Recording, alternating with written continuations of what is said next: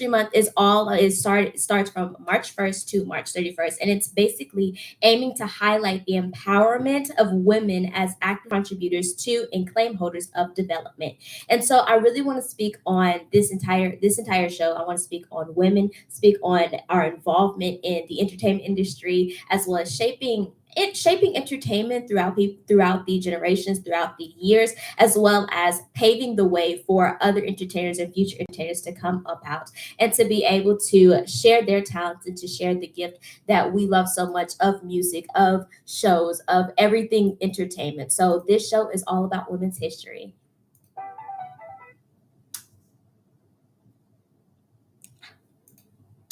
So I hope that you guys are excited for this show. This is what's popping when we talk all things entertainment, music, movies, and entertainment. And to start out the show, I actually want to start on talking about different icons. I told y'all last week that all of the month of March is iconish. Iconish is what I talk about. It's kind of like blackish, it's kind of like grownish, but iconish. And it's where I talk about women in music and it's where I talk about entertainers throughout the entirety of the entertainment industry, whether it's music, movies, or just being an entertainer in general. And so there's three different levels of being an icon.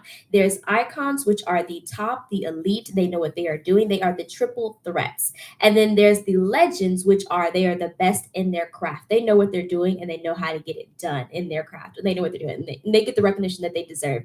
And then the third level would be the entertainers. They are those who are famous. They are those who are the ones that they are known to be celebrities and they get their fame. You know what I'm saying? Like they're not like extraordinary. They're not the ones who are just like, oh my gosh, like everyone knows them. If you don't know them, what's going on? It's more of just like, okay, trendy, like in that time or trendy in the moment, things like that. They do stay celebrities, but at the same time, they aren't like the iconic celebrities. You know what I'm saying? So for this month of March, specifically this week, I really want to bring on the past icons of the last generation of Gen X's generation. I would probably say Gen X and millennials, those icons, because I feel like as it is women's history, it's my duty to help you guys out, to let you guys know about the different women that are back in the day who have paved the way for a lot of the artists that we listen to today, like Beyonce, like Rihanna, like Nicki Minaj, like Doja Cat, Ariana Grande, all these artists that we think about, and like even entertainers and actresses like Sandra Bullock or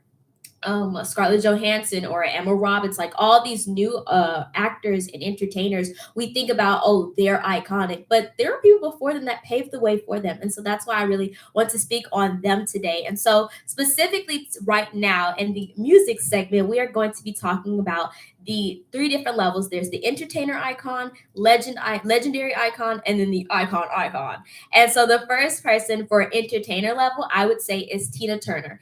If you don't know who Tina Turner is, I've got questions. Okay, like yes, she's probably a little old for some of my age people, but if you know, I feel like if you would know, like it's like the song when it goes rolling on the river, do do do do do. That song, that is "Proud Mary" by Tina Turner. Tina Turner is technically known as the queen of rock and roll. She's known for her song "Proud Mary." She's known for her song "What's Love Got to Do with It." That song, oh my gosh, y'all. I feel like I'll be in my feelings when I hear that song. When that song is played, I'm like, what's love got to do? Who?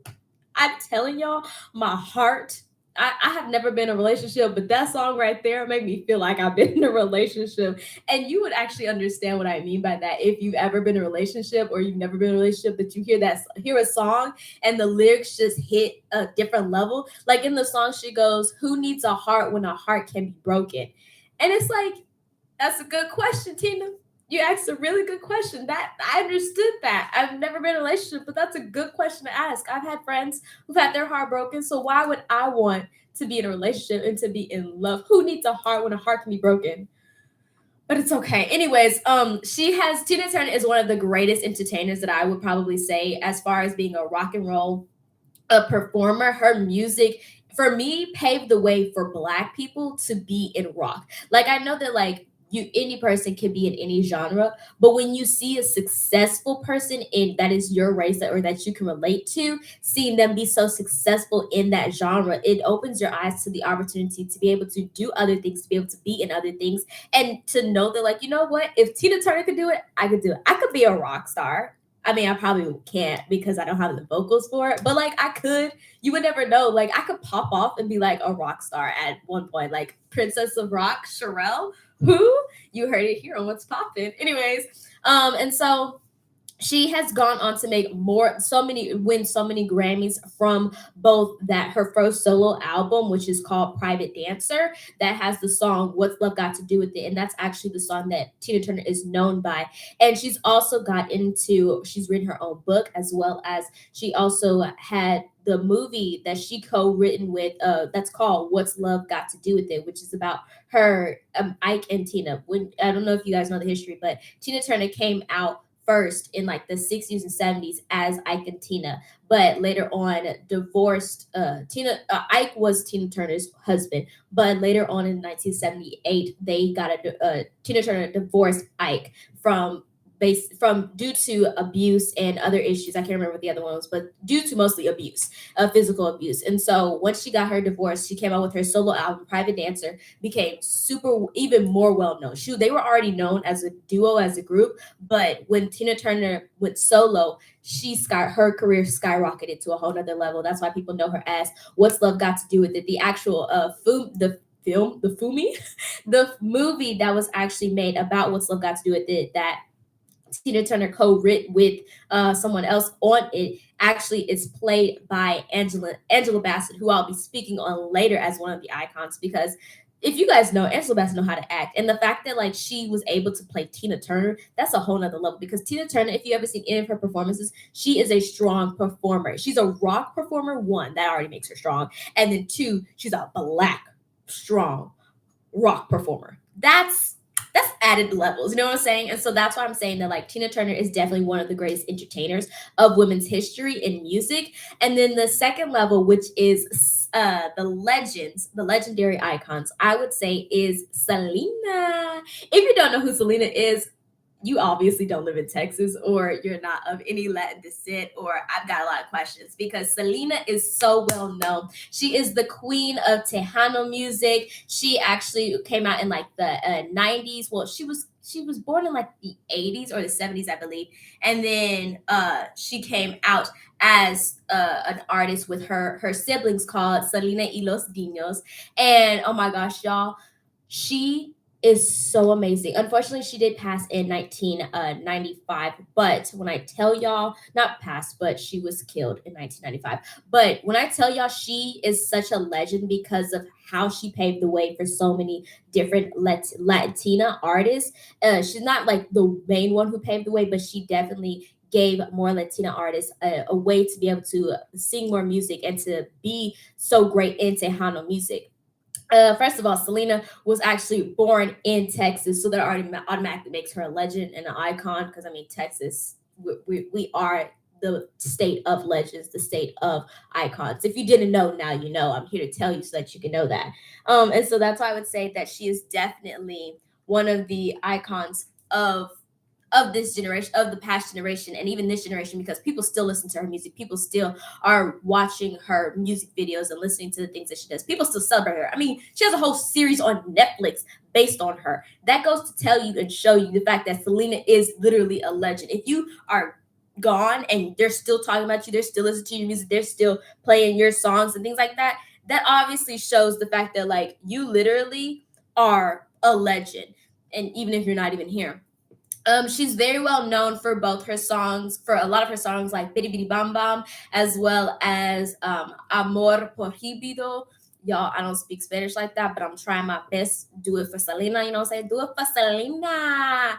And then also her song Dreaming of You. That song, oh, I love it. Anything for Selena's, exactly. If you're on the live stream on Instagram at _Sherelle, you'll be able to see a lot of the comments on there. Go ahead and go on there, like, comment, and share the live stream with everyone that you know so that they can join us in as we talk about Iconish, specifically for Women's History Month. And so, along with her music career, she also was very influential in fashion. I don't know if you guys know this, but Selena wanted to be a fashion designer as well. She actually had two fashion boutiques, wanted to do a third one, but unfortunately wasn't able to do that due to her dying. Or being killed. But she did have two successful boutiques. Hello on the live stream. Due to her, she had two successful boutiques. One was in San Antonio, and then the other one was in Corpus Christi. The San Antonio one stayed open till 1995, and then 1999, and then the Corpus Christi Selena store actually closed in 2009. So that stayed so successful and stayed open for a while. That's a pretty good amount. As well as along with Selena being influential in fashion, she was known, of course, as the queen of Tejano music, and she also won a Grammy for Best American Album in the 90s. So that goes to tell you how amazing that she was. She won Female Vocalist of the Year and Performer of the Year at the Tejano Music Awards in the 90s. So at the age of 15, if you can get that at the age of 15, that you already right there are a legend. Like that's right there, boom, done. You don't need to have to do anything else. Like you already won legendary. Okay, for me, you are a legend, and so that's why I would say that Selena is the legend of this level of icons for Women's History Month. And then the third and final level for icon-ish for music industry is Whitney Houston. Guys, I will always love her. When I tell y'all Whitney Houston is such an icon, not because she was just great as a vocalist, she was a triple threat. Homegirl was not only a singer, but was also a actress and a director and producer in film. A lot of the movies that y'all have heard of or seen, she probably had especially when it comes to Disney, she probably had her hand in it. A lot of people know her for her songs. A lot of her songs like "I'm Every Woman." What's the other songs? I'm Every Woman, I Will Always Love You. There's other songs that like the words are literally at the tip of my tongue. But the other things that she was also in as far as film is she was very notable known as The Bodyguard, where she actually sang I Will Always Love You, as well as she was in the Disney Channel version of Cinderella with Brandy and Whoopi Goldberg. Like, y'all, that Cinderella beats out every Cinderella movie I've ever seen. If you feel offended, that's on you because you obviously don't know true art. Like, yes, it was kind of confusing as to how an Asian boy had a white parent and a white dad and a black mom, and he was the king. I mean, apparently, I guess he was adopted or something in the movie, whatever. But then Brandy became the princess, and Whitney Houston was the godmother. It's amazing, you guys. Like, when I say diversity, like you thought Grodish was diverse. That movie, Cinderella with Whitney Houston in it, that's diversity. That is a movie with diversity right there. And then she also was in Waiting to Exhale with Angela Bassett, Loretta Devine, and Lily Roshan. That is such an iconic movie because it's literally four iconic black women actresses in one movie, wrapped it up. Like that was perfect for the 90s. If you didn't see that, then you need to go see it. I actually watched it myself and I thought it was pretty good. And then as far as not just acting, but as far as producing, a lot of your favorite Disney Channel or like girl groups or movies that you've seen, I'm telling you, I'm gonna shock you for you to find out the fact that that is actually produced by Whitney Houston. You ready? Are you ready? I don't think you're ready. Okay, I think you're ready now. You know the movie The Cheetah Girls? Yeah, that was produced by Whitney Houston. Yeah, boom. Did you know that? Like Cheetah Girls, I'm talking about we are sisters, we stick together. Why do I sing on this show? I can't sing. Anyways, that Cheetah Girls meeting with Raven Simone, Adrienne Bailon, Keely Williams, and Sabrina Bryan. That is the Cheetah Girls. If you don't remember the Cheetah Girls from the Disney Channel, then you obviously didn't watch Disney Channel because the Cheetah Girls were known for everything that they do. Come on now. Yes, exactly. Whitney Houston produced the Cheetah Girls movie, as well as, you ready for the next one? The Princess Diaries, both 1 and 2. I'm talking Princess Diaries with Anne Hathaway and Julie Andrews. If you don't know that movie, you obviously didn't have a good childhood. Like, I apologize on behalf of your parents for not allowing you to see that iconic movie and sequel series because that movie can't be touched. Princess Diaries cannot be touched. You can fight me if you want. Yes, Whitney Houston produced the Princess Diaries 1 and 2. It was such an iconic movie. If you haven't seen it, you need to go see it because it's so good.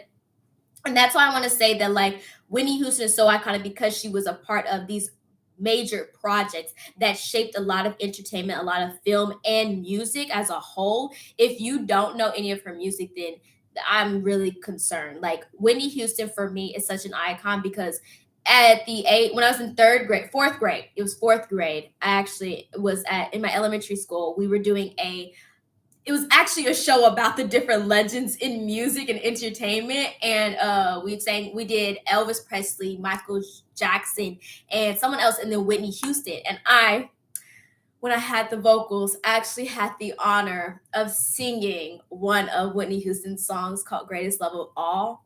I will not hurt your ears by singing it right now, but just know Sherelle had vocals. Okay, when she was younger, Sherelle had vocals and she knew what she was doing when she sang Whitney. I felt like a proud black girl, proud dark skinned black girl for singing Whitney Houston in front of my predominantly white school because I was like, you're welcome, everyone. I'm here to tell you that Whitney Houston is here and alive in my heart, and I'm probably her goddaughter. She doesn't know that, but I I know it for sure. We got Celine on the live. She said, I think that's why I've been wanting to watch this series again lately. Yeah, girl, Whitney Houston produced Princess Diaries series. So I hope that you guys enjoyed this segment of learning women's history as well as these different icons that more people need to speak more on about because they are so iconic as artists and as people. So I hope that you guys listen in. I'm actually going to play I'm Every Woman by Whitney Houston. So make sure y'all tune into that. This is What's Poppin' with your girl, Sherelle. Hope that you guys enjoyed this time. Let me see. I will always be proud of you cracking your voice. Okay, so we're not going to speak on the cracking of the voice, okay? I don't think people need to know that I did that, okay? Whatever you want from me, I'm giving you everything. If y'all ever saw The Bodyguard, that right there is my movie. Like, there are 3 movies that, like, shaped my career. Not my career. Yes, it's my career. The way that I wanted to do my career. And it was The Bodyguard, the film Selena with J-Lo, and actually the film about Loretta Lynn too, which is called Coal Miner's Daughter. Those 3 movies, and probably Princess Diaries as well, but that one kind of shaped my identity or my personality, I shall say. But those 3 movies actually shaped the way that I want to be as a creator and as a creative director.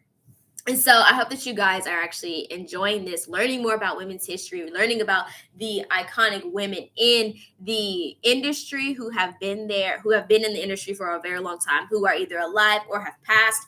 I'm actually going to be moving into film and television next up. So I hope that you guys are listening for that. I really just want to celebrate women as it is Women's History Month. And I feel like, yes, women get credit, but I feel like the women of the past generation don't get as much credit as we claim they do. You know what I'm saying? So that's why I really want to specifically speak on the women of the history, like Whitney Houston, like Tina Turner, like who's the other person I said? Like Tina Turner, like Selena, like Whitney Houston, and of course the other actors and actresses and entertainers that I'm going to be bringing up later on in the show. So I hope that you guys are excited for that. I want to know, what is your favorite Whitney Houston song or Selena song? I'm going to play Bitty Bitty Bom Bom next because that one probably is my favorite by Selena.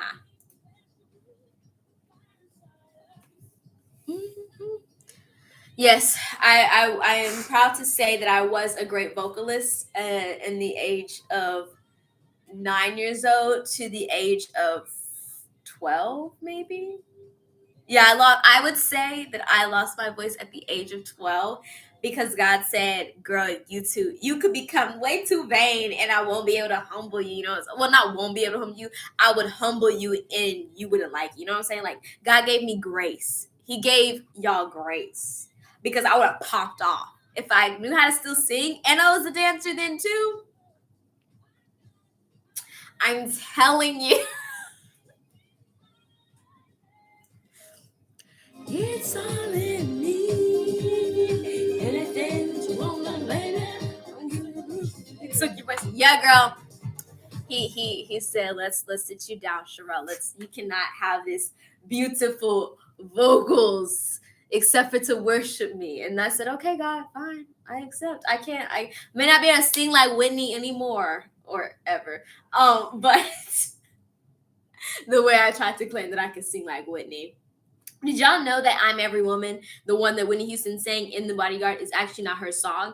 It is a redid version of Shaka Khan's song, I'm Every Woman. I'm Every Woman is by Shaka Khan, but Whitney Houston redid it. I don't know how to sampled it, redid it, something like that. And she got popped.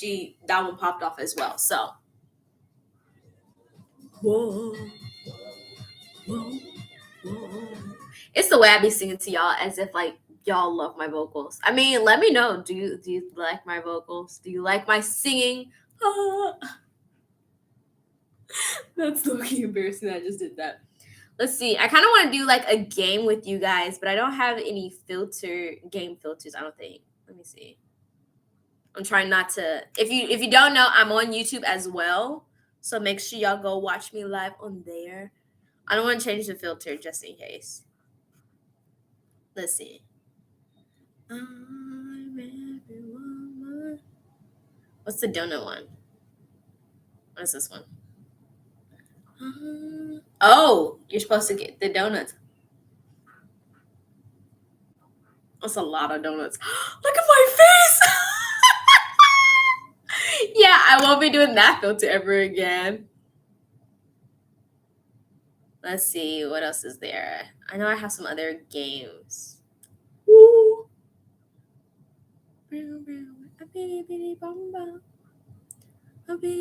Yeah, we're just gonna go back to the original filter.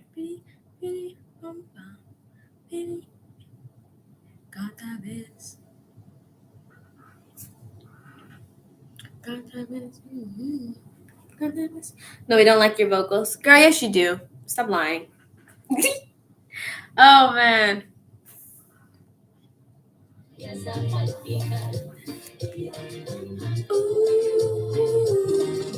Y'all, I'm gonna end up doing a dance party in here one of these weeks. And y'all, I'm gonna have some of you guys be added on there so that y'all can join me.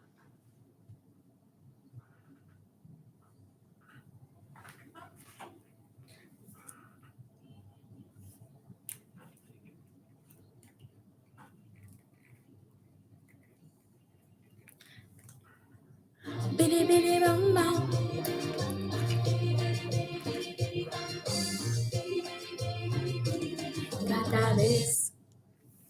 I should probably learn the lyrics to that song. I feel like if I learned the lyrics, I'd be unstoppable. I'm just kidding. Maybe.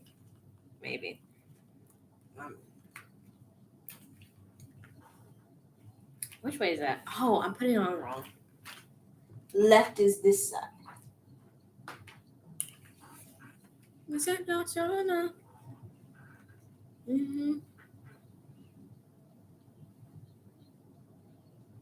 I gotta figure out a thumbnail. What you guys want as the thumbnail?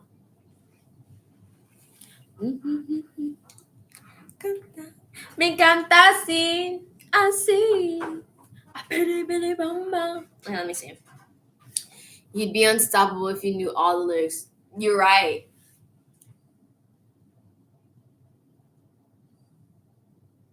I don't like that filter. I mean that pose.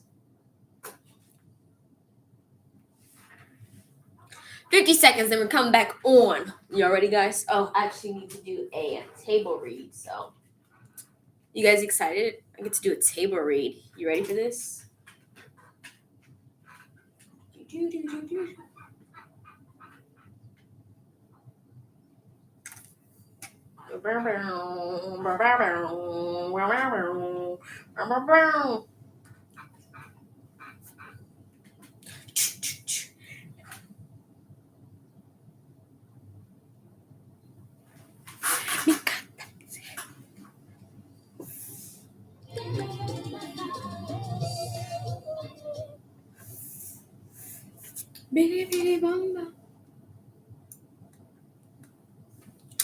What is up, you guys? It's your girl Sherelle from Coog Radio on my show called What's Poppin', where we talk all things music, movies, and entertainment. But before I get back into my show, I want to say howdy, Cougs. You are listening to Coog Radio, the only student-run radio station from the University of Houston, ran by the students for the students. Are you a University of Houston student interested in being involved in the magic that is a college radio?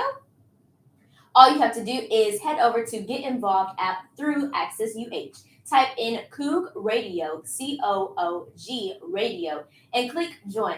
All we ask is that you fill out our new member interest form. This not only helps us create a bridge of communication, but it helps us gauge your interest so you can be involved with so many cool things we do here at Coog Radio. Whether it's blog writing, hosting your own show, or just hanging out. If you are not a UH student but would still like to stay up to date with everything going down at Coog Radio, follow us on Instagram, Twitter, and Facebook at Coog Radio. That's COOG Radio, where we do ticket giveaways, post memes, and post our weekly themed playlist. And as always, you can visit our website at CoogRadio.com to tune into the jams 24/7 and read our blogs involving the Houston music scene and beyond. That's right, you guys. We are a student-run radio station, so go ahead and follow us at Coog Radio, COOG Radio on Instagram, Twitter, as well as listen to us on our website. There we go. So, if as you guys know, this is my show called What's Poppin'. It's every Friday, 12 to 1 p.m., where we talk all things music, movies, and entertainment. And this month, as it is Women's History Month, and for me, it is Icon-ish. The theme of this month is all about icons. And so this week, I actually am specifically talking about the women in history, the women in the music and film and entertainment industry as a whole. And we are talking and speaking specifically on their impact in the entertainment industry as icons. And so as we shift into the movies and film industry, I actually want to speak on Oprah Winfrey as the icon. I do three different levels. I do icons, legends, and entertainers. And the icon would be Oprah Winfrey for this segment, legend Angelina Jolie, and the entertainer Angela Bassett. So let me start from the entertainer level. Entertainers does not mean that they are the least, they aren't the best. No. What I mean by entertaining type of icon, I mean that they are such a great entertainer. They are so famous and they are known for their craft. And it has nothing to do with like, oh, you're not as good. No. They are very well great in their craft. That's why they are the entertaining icon in this icon-ish series. And so the entertainer for this segment would be Angela Bassett. If you don't know who Angela Bassett is, I can't help you. Actually, I can help you. You ready? I'm going to give you some movie recommendations that you should go watch right now. Movies and shows. You can go see the movie called Malcolm X. That is actually a film about Malcolm X and from the civil rights movement. It is a 1992 film called Malcolm X. She plays Dr. Betty Shabazz, also known as Malcolm X's wife, Betty X. It also has Denzel Washington in the film. So if you haven't seen that, go watch that. Athena is in there. As well as you can go see, like I said earlier, Tina's autobiographical movie called What's Love Got to Do with It, where Angela Bassett plays the iconic, entertaining woman, Tina Turner, in it. As well as you can go see, if you haven't seen Black Panther, then obviously there's an issue. Because what are you doing? Like, everyone to go see that. Like, come on now. Get with the program. Okay? I need you to get with the program. But yes, Angela Bassett has been acting since the 80s, since the 90s. She has been known in both film and TV. And that's why she is so iconic. Because the reason why I love her so much is that she is such a strong actress. Not just physically strong, but strong in her acting. She connects so well to the characters that she does, that she chooses, and that she is casted for. If you have ever seen her in any of her adventures of movie, of film, of TV, you can tell that she is a completely different person in each movie because she is playing the role the way that it's supposed to be played. If you haven't seen her in Black Panther, she plays King T'Challa, the Queen of Wakanda, and King T'Challa's mother in the show, in the movie. So if you haven't seen that, you need to see it because she is so connected and invested in that film. I think Black Panther as a whole was a great cast in general, but her as the mother, they played her so she played it so well because she connected to the audience, not just through the character, but connecting to the audience the way that she brought the character to life. As well as with her in the Fox series called 911, she plays Athena, which is an officer in the show, and she connects so well. For a second, I actually thought I forgot that she wasn't like really a cop. Like I really was just like, oh my gosh, she's a cop, and I'm like, oh wait, she's playing an actress. She's playing Athena in the show. So that's how well Athena Bassett Angela Bassett is as an actress, and she is so well known in this craft, and that's why I just applaud her so much as an entertainer, an iconic entertainer in this series for Icon Ish. The next level that I want to speak on is the legends, legendary icons, and the legendary icon that I want to speak on is Angelina Jolie. Angelina Jolie is not only known as an actress but also as a philanthropist as well. I don't think a lot of people give her credit for that part or know that part of her as actually. She is known for acting. She's an Oscar-winning actress. She played Tomb Raider, both the original and the sequel, both in 2001 and 2003. She also played Mr. and Mrs. Smith with her ex-husband Brad Pitt. That's actually probably one of my favorite films that she's ever done. Actually, I've ever seen, to be honest.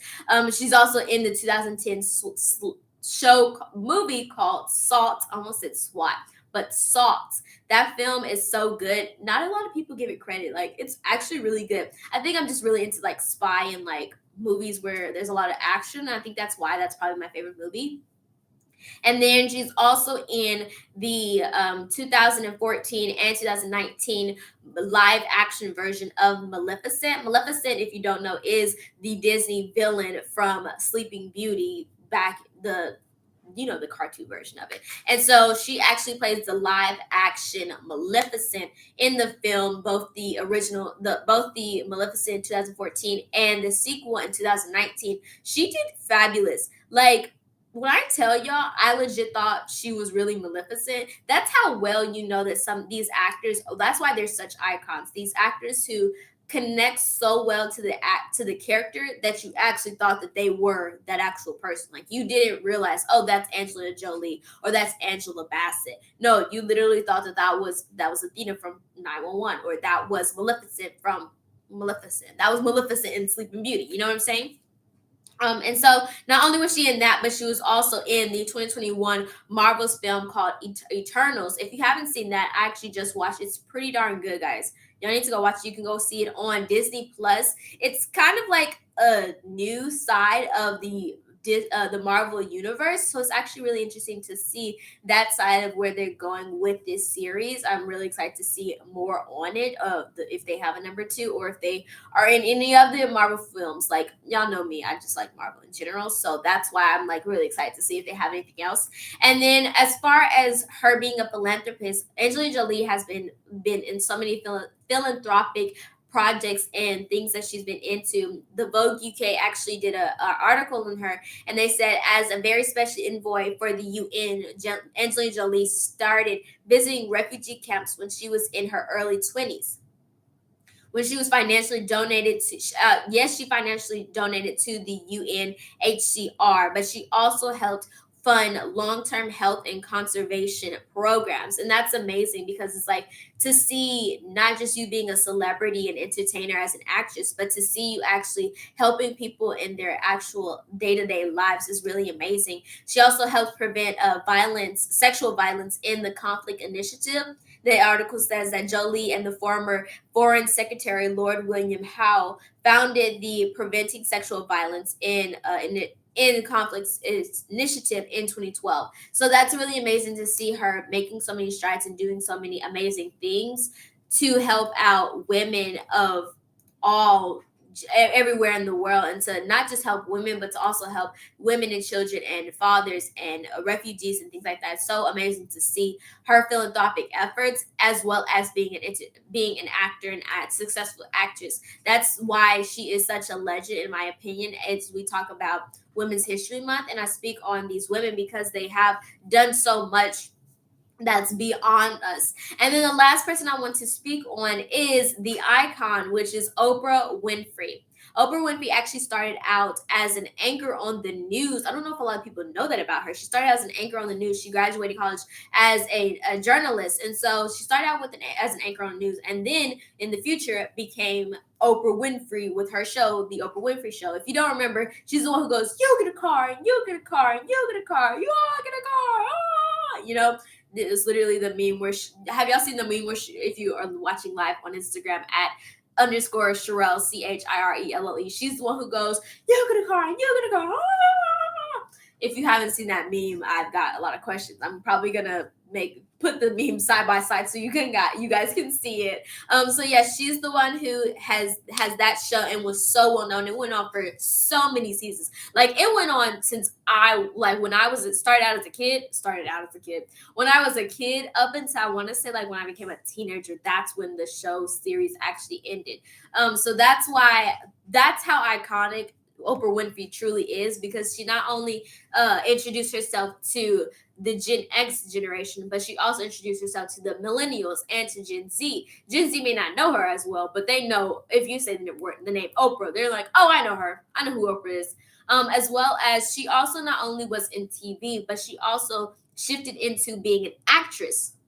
Some of her well-known efforts or acting things that she has been ventures that she's done is the film The Color Purple, which they are actually doing a reboot of. We actually talked on that a couple of weeks ago on my show What's Poppin'. So if you want to check that out, you can go to the podcast on Spotify or on Apple Podcasts or Google Podcasts at What's Poppin' with Cherelle, and you could actually see where we talked about that. But yes, she was in The Color Purple, as well as the Disney film A Wrinkle in Time, which was really good as well. I actually enjoyed seeing that. I might watch that tonight.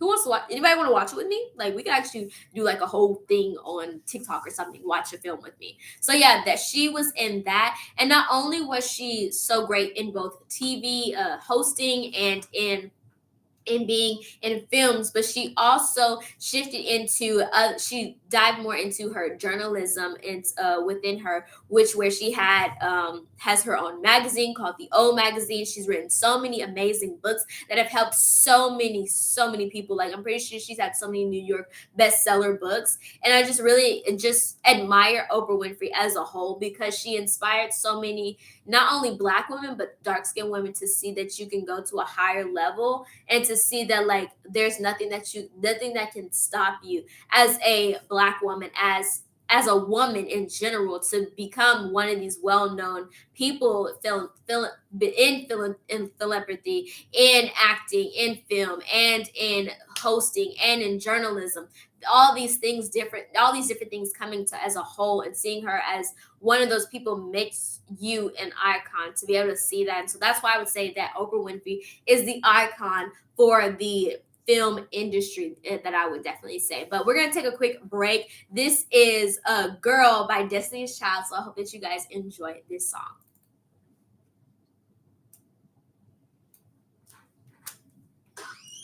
I know a lot of people are probably going to be like, okay, why did you play a lot of like old songs, or why did you talk about like a lot of old icons? Well, guys, it's March and it's Women's History Month, and I really want to speak on the icons of the past, that a lot of female icons of the past that may not get as much mention or may not get as much recognition now, just because we are in a whole different generation. We're in Gen Z, introducing to a whole new generation. I don't know, do they even have a name, the new generation?